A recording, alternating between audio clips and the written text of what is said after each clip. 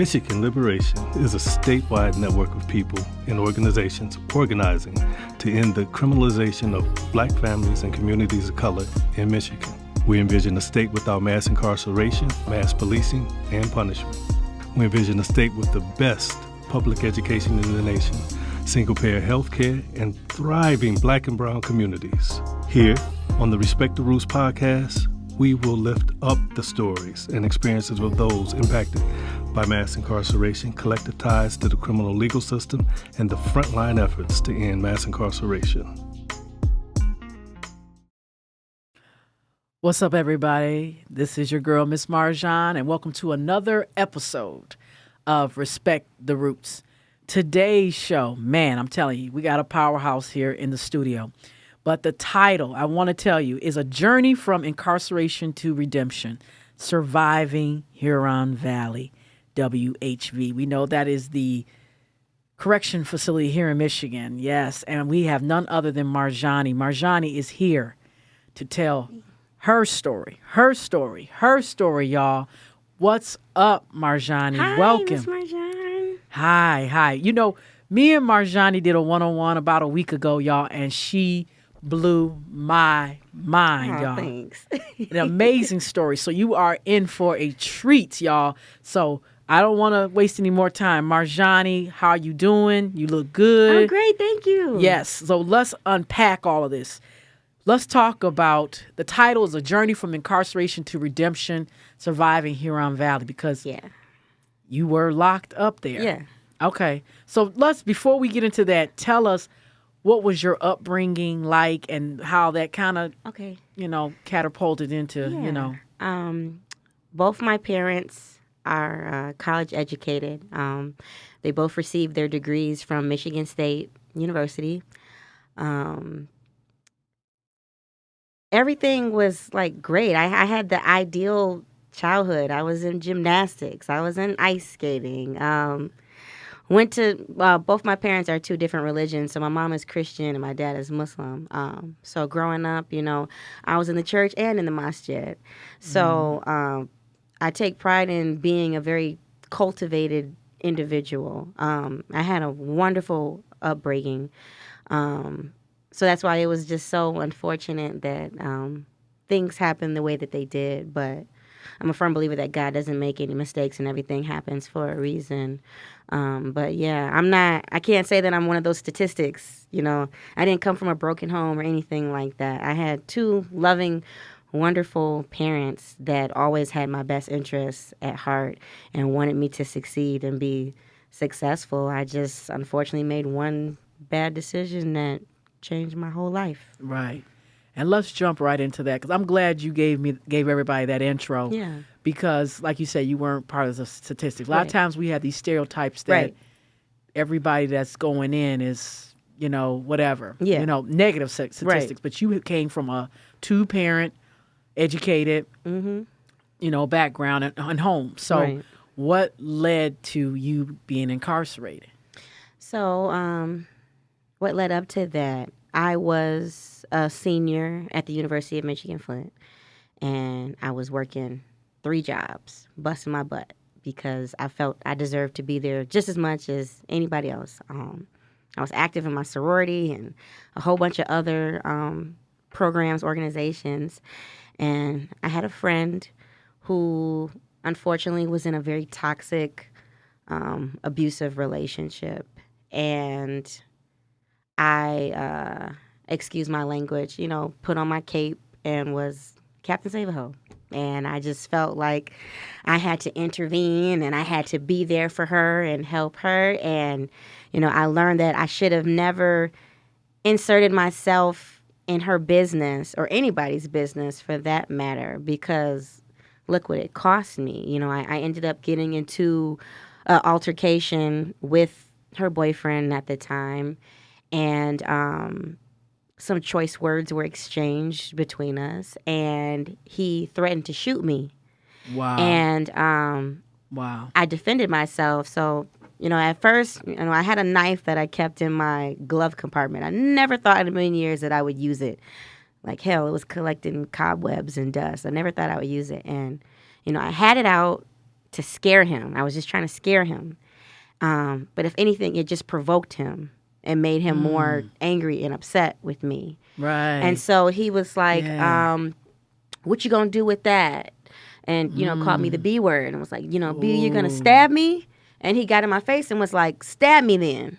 And so it was just reflex, it was just one time. And I didn't think, I didn't understand the severity of what I did. I later found out that I guess the knife was so sharp. It was one of those like vector knives that some people be trying to sell like door to door and do like displays, examples of how sharp they are. And like the knife was so sharp that it slightly pierced his heart and it made him go into cardiac arrest. Wow. And so he passed away, not necessarily from the stabbing, but from cardiac arrest. His heart couldn't take it. And I was devastated because it was never my intentions to take anyone's life. I'm not that kind of person. I wouldn't wish that even on my worst enemy. Right. So when it transpired, I was petrified. I was scared. Right, because help us to understand. You're from this 2-parent home. You said, your parents went to college. And you never had any problems with, had never been locked, Never. not in jail, Nothing. no problems with the police, nothing. So this situation comes in. You said, you're trying to be Superwoman, for your girlfriend, your buddy, and boom, this happens out of just adrenaline rush, reflex, just one stab, and boom, because of that, and alcohol. Let me add that too, because I'm not even gonna act like. I was a saint and I was sober in my right mind. That's real. Alcohol, that's why it definitely makes you do some things, have liquid courage, and do some things you have no business doing if you were sober. Oh, yeah. I'm glad let's be honest. And I appreciate that. I appreciate your transparency and honesty. We're talking with Marjani. If you're just joining us, she is telling her story, surviving Huron Valley, WHV, and we'll talk about what that stands for and everything. Oh my gosh. So as soon as you stab him, Marjani, what happened? Did somebody call the police? Did he just fall down? So the first thing that happened is, because I remember like it was yesterday, he had on like a black Rocawear zip-up hoodie like jacket. And he had on a wife beater under it. And so when I stabbed him, it went from like a little red circle and it just got big, like really fast, just a really big red circle. And he looked down at his chest and was like, I can't believe this, called me the B word, stab me. Right, and you guys were outside, yes, right? We were outside. This happened, so I'm sorry, I should have said where we was at. So we were up the street from this club that we were at. We were at a car wash, outside of the car wash.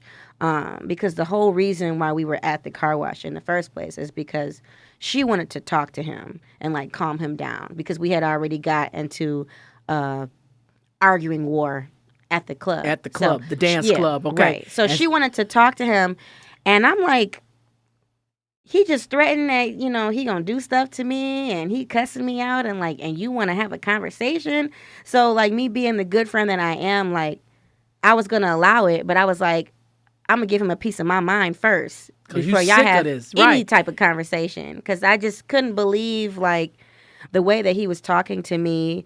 And then, I'm intoxicated, so I'm also thinking about like all the bad things in the past that he did to her. Oh. So like all of that resurfaced. So yeah, we had met at the car wash, and I had got out the car first. And yeah, I gave him a piece of my mind. I don't remember everything that I said, but I called him everything but a child of God.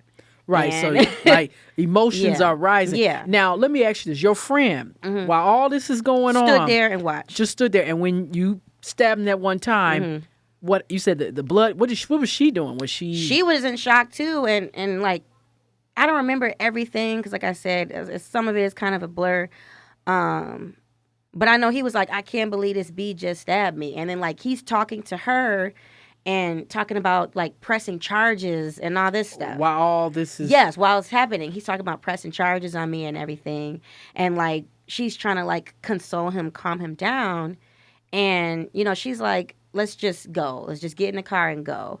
And we both watched him walk to his car, and he fell down. And I was like, get up. And he got back up, and we saw him, go to his car and we're about to open the door. So I drove off. I left. I didn't know that after I left, he had fell again to the ground. And some girls that were witnessing, that was like watching everything, came to his aid and called 911 and called the ambulance for him. And unfortunately, he passed away at the hospital. At the hospital. Now, your friend, how long had you been friends? I mean, or we had your been friendship? friends since freshman year of college. So it's not like a childhood friend. She was just somebody that you was college friend. But we were really close, and she's a Latina. She's from Panama, and so she had a mother that didn't know a lot of English. And at the time, my major was psychology with a minor in Spanish. So I would converse with her in Spanish and also help her with her English. So we had a really close, bond and relationship. And so it was just so abnormal for her to be in this type of relationship because she never was in a relationship toxic like that. So I don't know what attracted her to this man, but he was bad news, but she was in love with him. Wow. And so let's go kind of like Marjani, fast forward. So you leave the scene and you're going home, and what happens next where you find out that this man has died, and then next thing you know, people are coming to your house like we see in the movies or TV shows. It's crazy. So it didn't happen like that. So I got home, I dropped her off, and then I went home, and I was telling my boyfriend at the time, everything that transpired, and then he got a phone call at, I think it was 3 a.m. He got a phone call from one of his friends, because he actually was cool with my victim, and someone called him and said that he passed away, that he died at the hospital, and I just bust out crying. I just was Were you at oh home? Yes, I'm at home. Yeah, you dropped your girlfriend off? I dropped her off. We're literally in our bedroom, in the bed, and he gets this phone call telling him that he passed away at the so your hospital. boyfriend was with, so he's telling you done dropped your girlfriend off, you left the car wash, and you're with your boyfriend, he gets a phone call that this guy has passed at the hospital. Yes. And you just lose it. I lost it. Lose your marbles. I cried, and I just bawled my eyes out, and I was so scared. I was so nervous because at the time, nobody knew that it was me. They didn't know that I did it. I had got away with it. I hate to say it like that, but I got away with it for 3 months because I committed this crime December 9th, 2012. I didn't get arrested until March 13th, 2013. Wow. So tell us real quick because, oh my gosh, time be flying by. We halfway through. Yeah. And it's okay, we got 14 minutes left or so. But tell us, so where were you when you were notified that, they found out it was you, and how did they know it was you? So it was so crazy. It was like a movie. I found out because I was actually on my way to one of my sorority sisters' apartment because I was helping her pick out an outfit for an event that we had. And literally, as soon as I pulled into her apartment complex, I was surrounded by 3 undercover cop cars. And literally one of the detectives, he got out the car. He had a blown up picture of my driver's license, of my picture. And he had that in one hand and a gun in the other. And he had the gun in my head because my windows were down. He had the gun in my head and told me to get out the car, that I was under arrest for open murder, open homicide murder. Wow. For my victim. Okay. So let's go back a little bit, Marjani. Mm-hmm. If you're just joining us, everybody, I am talking to Marjani. She is telling her story. We have had so many guys up in here, and shout out to all the guests that have been through here, but it's been mostly men who have told their story about being incarcerated in prison. And today we're talking to Marjani, who came so humble and so transparent and real to tell her story. So shout out to you, Marjani. Thank you. We love you for this. But let's back up. After, your boyfriend got that call, those 3 months, and you had heard the guy had died, what was life like during that 3 months? Life was horrible. I was like a hermit under a rock. It was horrible. Like, I can laugh about it now, but at that time, like, wasn't nothing funny. Like, I literally went to work and went to class, and that was it. I didn't do any extracurricular activities. I didn't go out. I didn't hang out with anybody. I didn't do anything. Like, I was a hermit. I literally stayed in my apartment and only left if it was absolutely necessary. And I just kept praying to God, like, if you let me get away with this, if I get out of this, I promise I'm going to get my life right with God. I'm going to do everything that I need to do and whatever. Right. And, I honestly thought that, God had allowed me to get away with it until that day when I pulled into my sorority sister's apartment complex and was surrounded by 3 cop cars. Right. And here's the crazy thing about it. Y'all taking this in 3 months could probably seem like 30 years because let's be honest, you probably was there some guilt? Was it like some curiosity? I was in agony. Like, that was like the most miserable 3 months of my life. Did you tell your parents? No. What happened? I didn't tell anybody. Like, Not your boyfriend? He was the only one I knew. Okay, your boyfriend knew and your friend. Yeah, I didn't tell anybody. And then my friend, she left the country. She went back to Panama and, like, was in Panama for a couple of months, like, getting away from it all. And I don't know when she came back because we didn't communicate or anything, but, I was told that, the detectives came to her door and told her that she needed to come downtown for questioning. Wow. And so basically that's how I got caught, because it was basically her word against mine. Wow.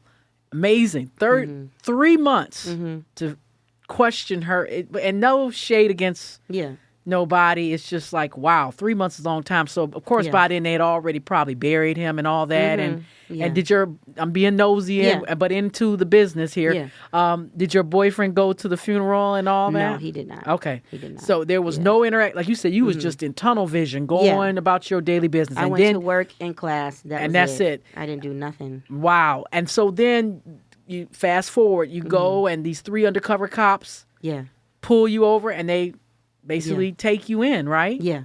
And so I know with 10 minutes left, y'all, because this is going to be another episode. Yeah. So y'all just stay with us. Yeah. Tell us that process, because let me tell you something, Marjani, and I want all of y'all to understand something. The stuff that goes on these TV shows or the he said, she said stuff, boom, bump it. Today, we're going to go through it because a lot of people are going to learn from this episode, so you can learn from Marjani's story and experience, especially these women out here, okay? Which, by the way, Black women or minority women are leading in being incarcerated at this time. And that you can look that up if you don't believe me. So tell us, they take you in, right? Where did they take you? They take you to the police station? Yep, they took me down to the police station in downtown Flint. And, okay, so you was in Flint area, okay. Yep, and they questioned me. It was 2 detectives. It was a man and it was a female. And before I even started talking, like, they basically told me what they already knew. Like, we know everything. Your friend told us everything. We know what happened. And it's like the stuff that they were saying to me that she said, like, she had added to the story, had taken away from the story. And, like, if it wasn't for her saying that he was known for carrying a gun and that he had threatened to shoot me, I would still be incarcerated. Like, those 2 things were the only things that she said that saved me. Right. So pump the brakes. She never mentioned that he was an abusive boyfriend. No. Known to be. I'm sure he had some form of a record or something. Denied everything. No background information about him and how he was it takes two to tangle in a way. Okay, he was probably intoxicated and words being exchanged, and he was probably threatening you too. So he wasn't a saint. Let's just be real. Yeah. And so with that, like you said, she mentioned a little bit to kind of help your case or your situation. Yeah. So you're sitting there. Did you call your parents then, or who? No, I was so oblivious, from me myself, even watching like crime shows. I thought, the truth would set you free, literally. And, I told my story. I said what happened. And after that, they were like, okay, we have to take you in. And I just was like, wow. Now help us to understand. Take you in. What does that mean? They had to lock me up. In jail. They had to put me in a jail cell. So you stayed in jail for how long? I was in jail for 10 months. 10 months. 10 months. And then I was taken to Women's Huron Valley. Okay. Which stands for WHV. Right. Okay. WHV. Okay. And that is local. Y'all, for all of you who may not know, WHV is basically the only women's prison in Michigan. And we're going to talk about that in another episode. We got about 6 minutes, but we're going to go all the way to the end because we want to talk about what it was like being in, WHV. Yeah. Real talk. But before we, close this episode out, Marjani, so you were detained for 10 months. Yep. By that time, your parents, had to know by now. Yeah. Okay. They were contacted, or you was able to call them. And I was able what to. was that like? Because they didn't really. My mom was just shocked. She was just like, what the hell? Like she couldn't believe it. Right. Because she's like, that's not my daughter. But at the same time, she knows like her daughter is not for games either. Like no one is going to disrespect me or come at me sideways or out of the way. So like she knew, if I ever got myself in any type of situation that I'm going to hold my own and stand my ground. I just didn't expect things to turn out the way that they did. Right. And like I said, before we close out, help us to understand, do you think, even with having liquor, because we all done had something, and of course, everybody's different. Do you think, when did it hit you, oh my goodness, this is not good. This is going towards, I'm going to be incarcerated. When my boyfriend at the time got the phone call. That's when I knew. I was like... You mean the phone call that the guy... Yeah, that's when I knew, like, oh, my God. Like, this is really happened. Like a foreshadowing. Yeah, like, I was just like, I'm done for. Yeah. I'm done for. And sure. And like I said, 3 months, and then finally you're detained, and you in jail for 10 months. And that 10 months... What was that like? What were you? What was going through your head? It was horrible. I want to say that it was really hard for me to sleep. First couple months that I was in the county jail, because I just kept replaying everything that happened, and then, in all honesty, I didn't think about myself. I thought about my victim's children because he had children, and wow. It bothered me to know that I was responsible for taking their father from them. Yeah. Over something like so stupid that could have been avoided. Right. And let's even go deeper. You talked about his children. What about his other family members? Were there any type of interaction even while you was... It was horrible. My victim's family... They harassed my boyfriend at the time, the first 5 years of my incarceration.